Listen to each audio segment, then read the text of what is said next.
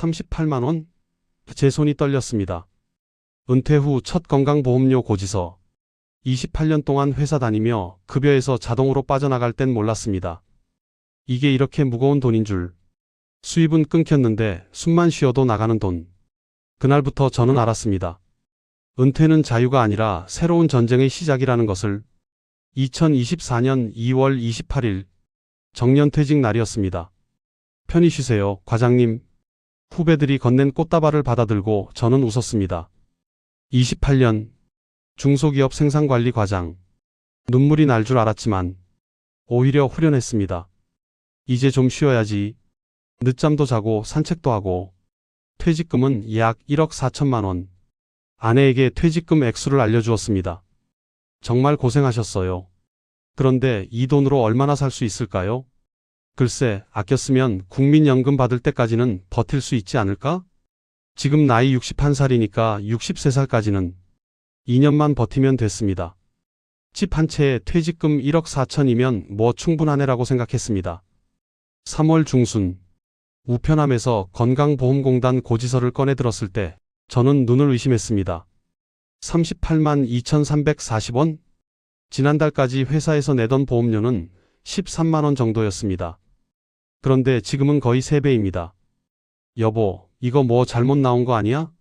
손이 떨리는 걸 느끼며 아내에게 보여줬습니다. 아, 이게 그 소리구나. 사람들이 퇴직하면 건강보험료가 많이 나온다는 소리를 언뜻 들었던 것 같아요. 특히나 재산이 있으면 더 많이 나온대요. 재산? 우리 뭐 있다고? 집이요, 우리 아파트요. 20년 전 2억에 샀던 서울 변두리 아파트. 지금은 시세 6억입니다. 집값 올랐다고 좋아했던 게 바로 어제 같은데. 그 덕에 건보료가 3배로 뛰었습니다. 집은 팔 수도 없는데 집값으로 보험료를 매긴다고? 고지서를 쥔 손에 힘이 들어갔습니다. 숨만 쉬어도 나가는 돈. 38만 원. 1년이면 456만 원. 퇴직금 1억 4천으로 버틴다 쳐도 건보료는 평생 납입해야 하니 무려 30년치입니다. 보험료, 전기세, 관리비, 식비, 통신비까지 합치면 손끝이 차가워졌습니다. 과장으로 은퇴해서 퇴직금에 자가도 있으니 건보료가 뭐가 문제겠냐 하겠지만 애매한 재산은 세금만 많이 내고 정작 쓸 돈이 없는 빚 좋은 개살구입니다. 갑자기 머리가 복잡해지기 시작했습니다. 침대에 누워서 머릿속 계산기를 두드렸습니다. 건보료 38만 원, 관리비 약 20만 원, 전기 가스비 10만 원, 통신비 8만 원, 식비 60만 원, 교통비 등등 10만 원, 경조사 30만 원, 보험료 40만 원, 월 약 216만 원, 1년이면 2,592만 원, 퇴직금 1억 4천으로는 넉넉 잡아봐야 고작 8년. 그렇지만 국민연금 받기까지 2년밖에 안 남았으니까 그나마 괜찮은가? 2년 동안 아무 일도 안 생긴다면 말이죠. 하지만 불안했습니다. 혹시 사고 나서 병원비라도 나가면? 집 수리라도 해야 하면? 무릎이 쑤셨습니다. 28년 동안 매일 새벽 6시에 일어나 출근했던 삶. 그 대가가 고작 이런 불안인가? 회사는 은퇴했지만 돈에서 은퇴하기란 쉽지 않구나라고 느꼈습니다. 며칠 뒤 아들에게 전화했습니다. 준호야, 아빠가 혹시 내 건강보험 피부양자로 들어갈 수 있을까? 피부양자요? 아버지, 그거 요건이 까다로워요. 까다로워? 네.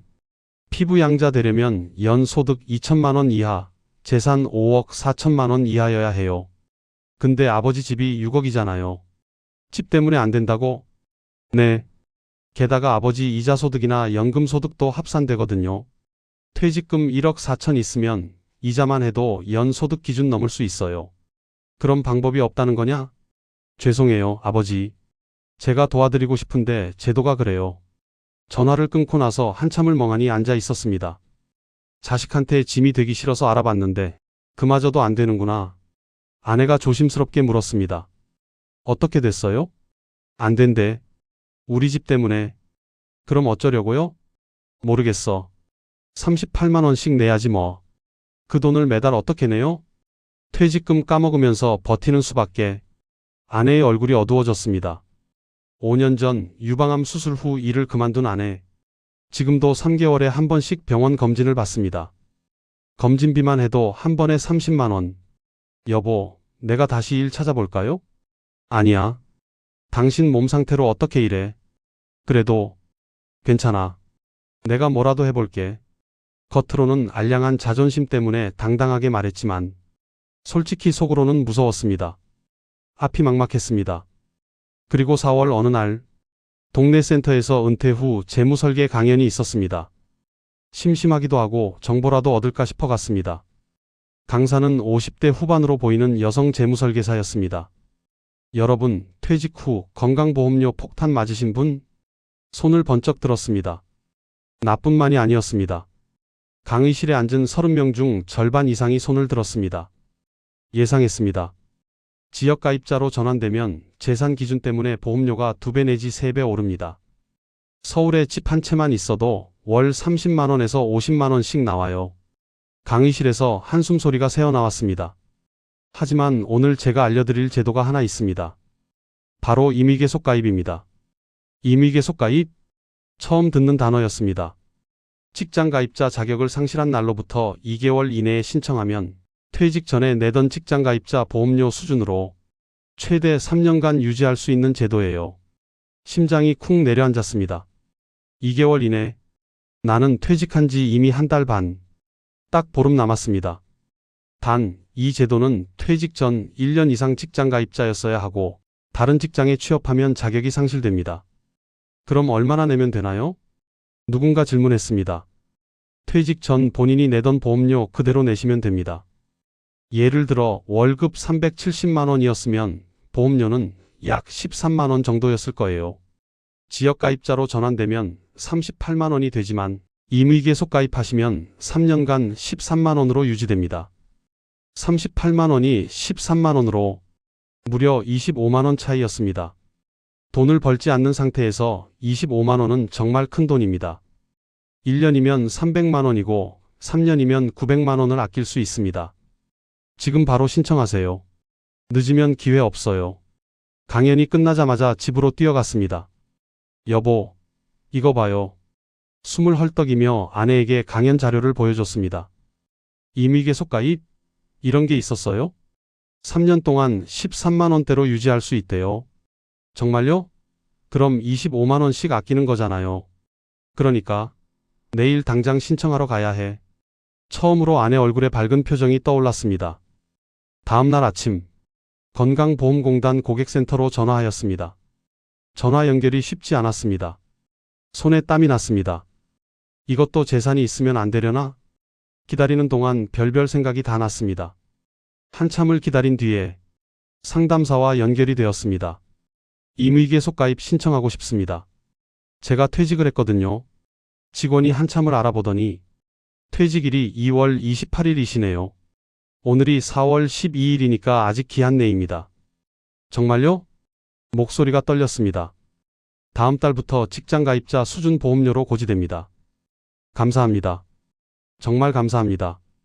통화 중에 눈물이 날 뻔했습니다. 나 참, 고작 몇십만 원 때문에 눈물이 난다는 게 웃겼습니다.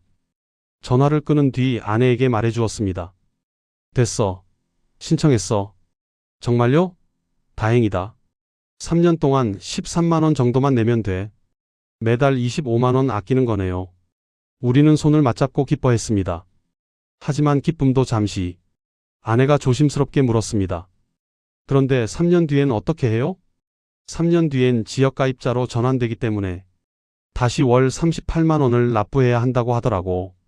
아니, 그때쯤이면 보험료율이 더 올라 있을지도 모릅니다. 그때 가서 생각하자. 일단 3년 벌었잖아. 하지만 불안은 가시지 않았습니다. 6월 임의계속 가입 덕에 보험료는 13만 원대로 안정됐지만 여전히 수입은 없었습니다. 2년만 버티면 국민연금 나오니까 괜찮아. 스스로를 다독였습니다. 그러다 갑자기 세상이 보란듯이 저에게 싸움을 걸어왔습니다. 평소에 멀쩡하던 집 보일러가 고장났습니다. 여보, 따뜻한 물이 안 나와요. 수리기사를 불렀습니다. 이거 오래됐네요. 부품 교체해야 합니다. 얼마나 나올까요? 80만 원 정도요. 80만 원이요? 네. 안 하시면 겨울에 못 씁니다. 할 수 없이 수리했습니다. 통장 잔액이 80만 원 빠져나갔습니다. 그리고 한 달 뒤 아내가 정기 검진을 받았습니다. 특별한 이상은 없으세요.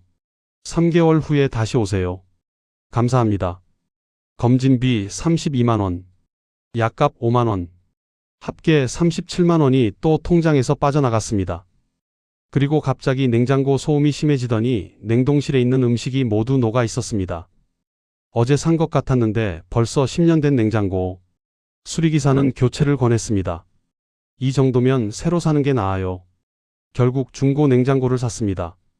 멀쩡하던 기계들이 서로 약속이나 한 듯이 망가지거나 고장났습니다. 기가 찼습니다. 돈을 아끼려고 하니까 돈 쓸 일이 더 생기는 듯 했습니다. 9월 말 퇴직금 잔액을 확인했습니다. 1억 300만 원가량 남아 있었습니다. 7개월 만에 4천만 원이 사라진 셈이죠. 제가 상상했던 예상 금액보다 훨씬 빠른 속도로 없어졌습니다. 이러다간 2년도 못 버티겠어. 손이 떨렸습니다. 그날 저녁 아내와 마주 앉아 통장을 보며 말했습니다.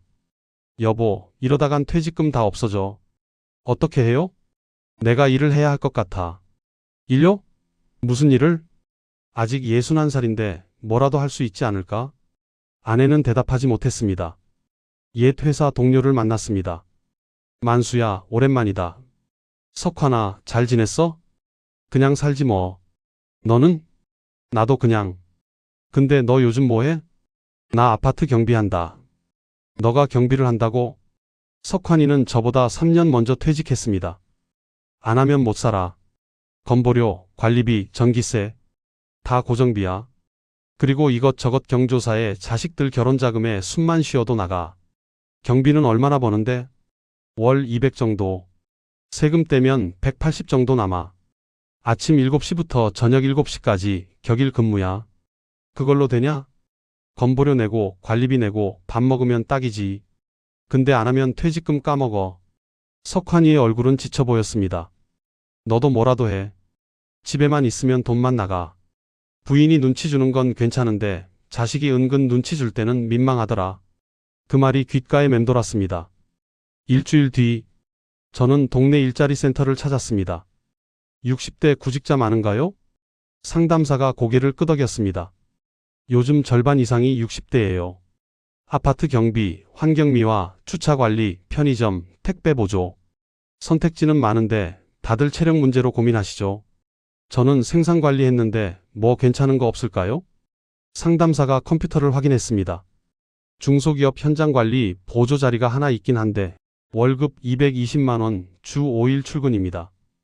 222요? 네, 요즘 60대 일자리론 괜찮은 편이에요. 경력 있으시니까 지원해보세요. 220만 원. 예전 월급의 절반 수준. 하지만 지금의 저에겐 필요한 돈이었습니다.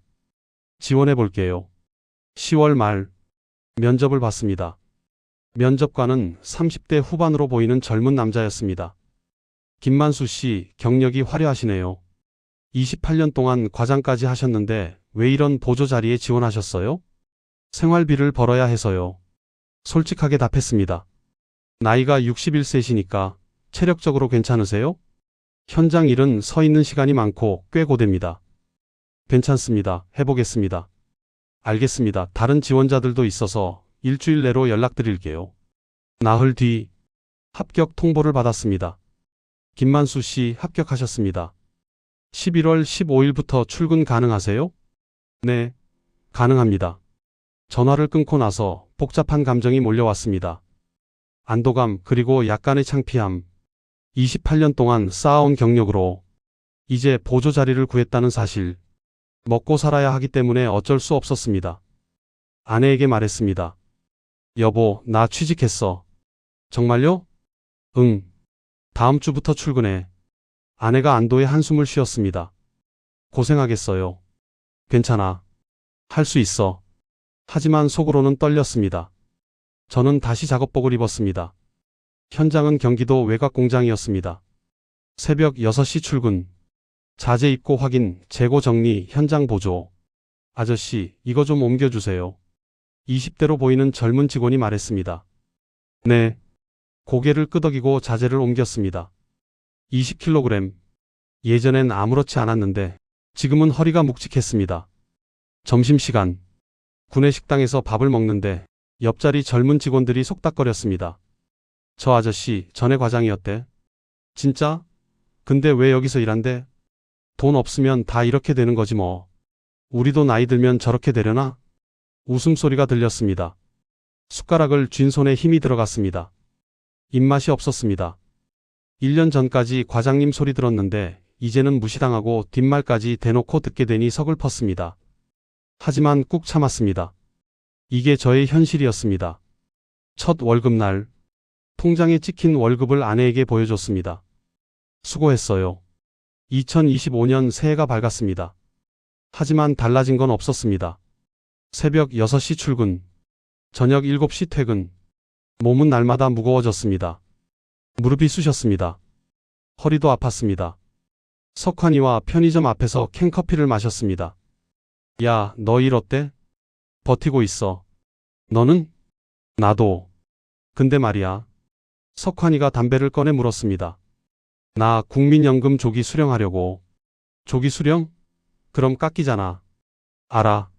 70%밖에 안 돼. 근데 지금 당장 돈이 필요하단 말이야. 나 28년 정도 납부했으니까 63세에 받으면 110 정도 되는데 60세 조기 수령하면 77만 원 받을 수 있대. 33만 원 차이네. 그래도 3년을 일찍 받으니까 총액으로 따지면 비슷하대. 저는 대답하지 못했습니다. 저도 같은 고민을 하고 있었으니까요. 63세까지 기다리면 월 110만 원. 60세에 조기 수령하면 대략 월 77만 원. 하지만 지금 당장 77만 원이라도 있으면 조금은 숨통이 트일 것 같았습니다. 나도 고민 중이야. 야, 우리 뭐하러 이렇게 사나? 석환이의 목소리가 갈라졌습니다. 평생 일했는데 노후는 이 모양이야. 국민연금도 나중엔 고갈될지도 모른다던데. 사람들이 그러더라고. 2050년대쯤 기금이 바닥난대. 그럼 우리는? 그때 가봐야 알겠지. 나라에서 뭐라도 하겠지. 석환이는 담배 연기를 길게 내뱉었습니다. 3월 초 일터에서 점심을 먹다가 옆자리에 앉은 60대 후반으로 보이는 남자와 대화를 나눴습니다. 저도 여기 온 지 2년 반 됐어요. 2년 반이요? 체력적으로 괜찮으세요? 처음엔 힘들었죠. 근데 적응되더라고요. 그리고 제가 주택연금 받거든요. 주택연금이요? 네. 집 담보로 매달 돈이 나와요. 저는 6억 5천 아파트인데 한 달에 130만 원씩 받아요. 130만 원이요? 그거랑 여기 월급 합치면 한 달에 400 넘게 돼요. 국민연금까지 합치면 500 넘고요. 주택연금이 그렇게 많이 나와요? 집값이랑 나이에 따라 달라요. 나이 많을수록 집값 비쌀수록 많이 나오죠. 저도 알아봐야겠네요. 알아보세요. 55세 이상이면 신청 가능해요. 근데 집값이 9억 이하여야 되고요. 그날 저녁 집에 돌아와 아내에게 말했습니다. 여보, 주택연금이라는 거 알아? 들어는 봤어요. 집 담보 잡는 거잖아요. 그래. 근데 우리 집으로 계산하면 한 달에 130만 원 정도 받을 수 있대. 아내의 눈이 커졌습니다. 130만 원이요? 응. 주택연금에 내 월급, 국민연금 합치면 400 정도는 될 거야. 그러나 아내의 얼굴이 다시 어두워졌습니다. 그렇긴 해도 아내의 말에 갑자기 머릿속에 아들 얼굴이 떠올랐습니다. 준호 35살. 결혼한 지 3년째. 아직 전셋집에서 삽니다. 아내가 조심스럽게 말을 이었습니다. 이 집을 담보로 잡으면 준호한테 물려줄 수가 없잖아요. 그 말에 가슴이 철렁 내려앉았습니다. 맞았습니다. 주택연금은 집을 담보로 잡는 겁니다. 우리가 죽고 나면 이 집은 국가에 넘어갑니다. 자식한테 물려줄 게 없어지는 거죠. 준호가 전세 살면서 얼마나 힘들어하는데. 아내의 목소리가 떨렸습니다. 요새 서울 전세값이 얼마나 올랐어요. 준호 부부 전세 2억 5천인데 계약 끝나면 더 올라갈 거래요. 나도 알아. 손으로 얼굴을 쓸어내렸습니다. 20년 전 2억에 샀던 이 아파트? 지금 시세 6억. 이게 우리가 평생 모은 전부였습니다. 아들한테 물려줄 유일한 재산. 아내가 속상해하며 말했습니다. 당신은 그 나이에 새벽같이 나가서 저녁 늦게 들어오고 나는 한 푼 두 푼 신경 써서 아껴야 하는 게 이게 은퇴한 여유로운 삶이에요? 미안해. 미안하긴요. 당신 잘못이 아니잖아요. 그냥 이게 우리 현실인 거지. 그날 밤 잠이 오지 않았습니다.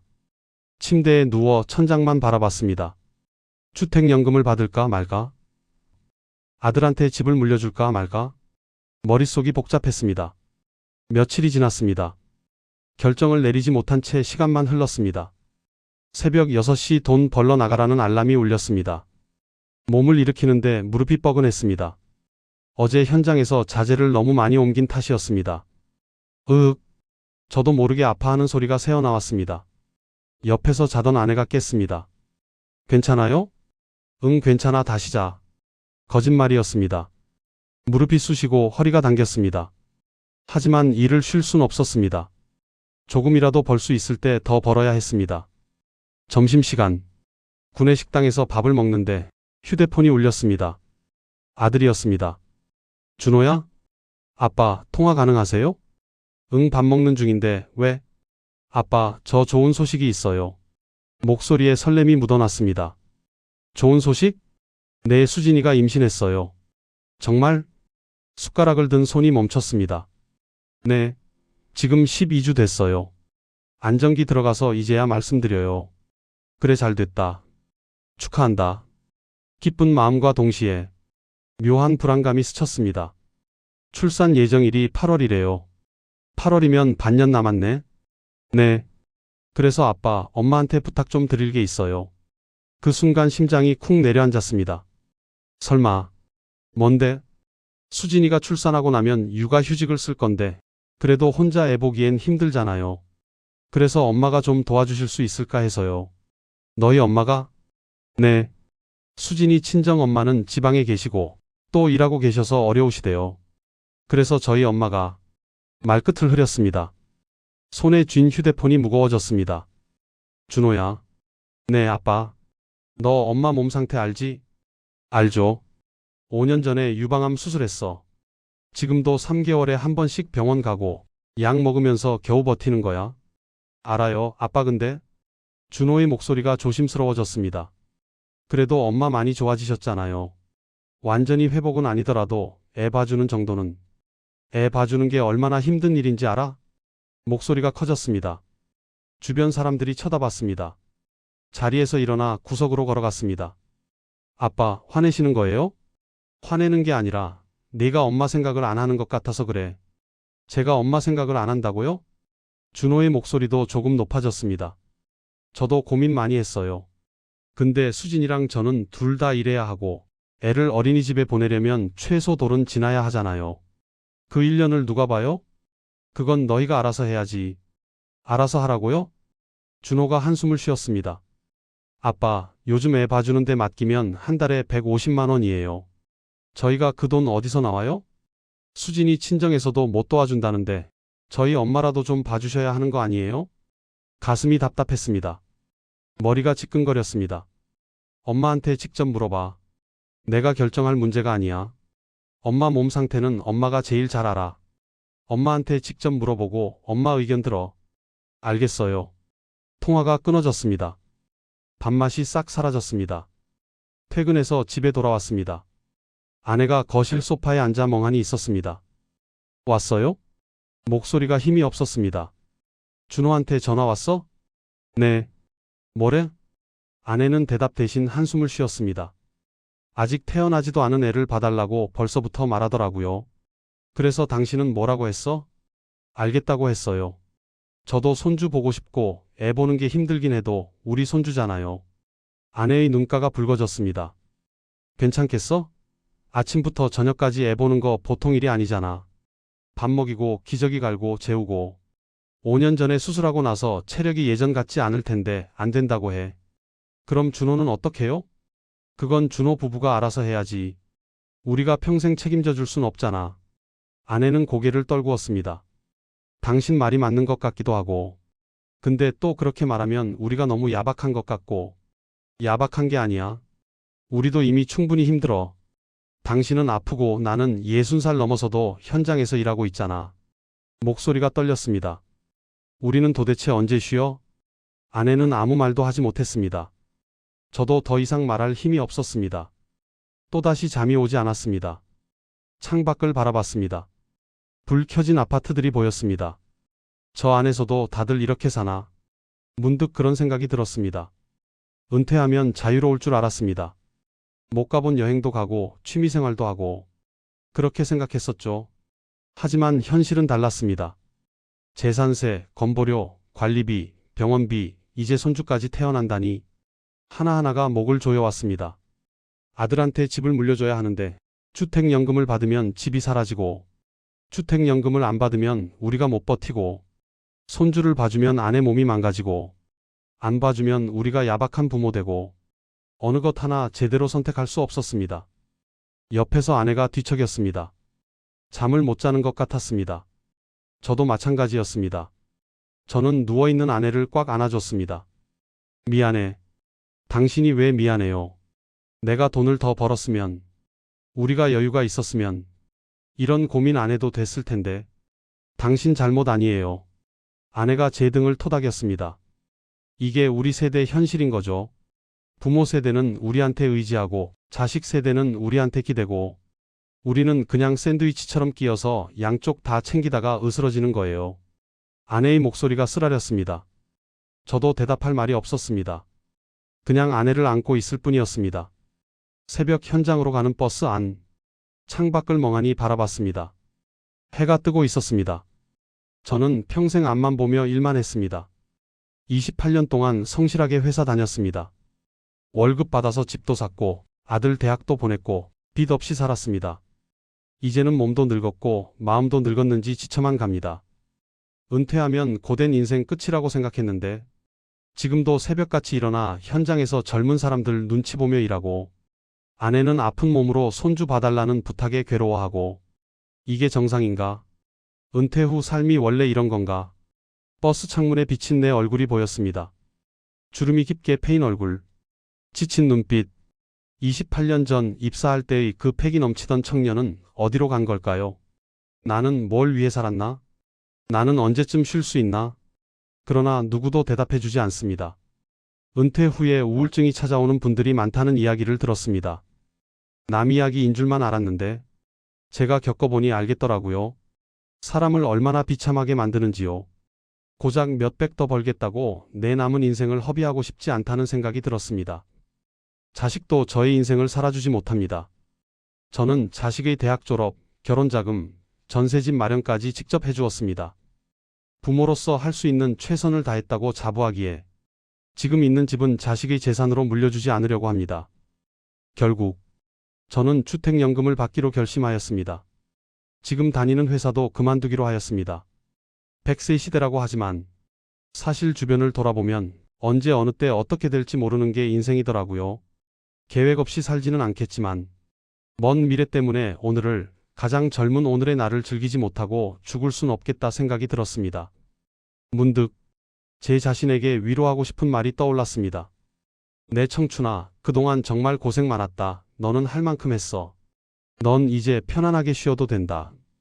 여행하고 세상의 아름다운 것을 만끽하며 행복하게 하루하루를 살아가거라.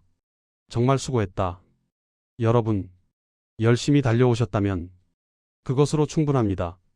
마음의 짐을 내려두시고 본인의 인생을 즐기며 사시길 응원합니다. 긴 시간 제 이야기 들어주셔서 감사합니다.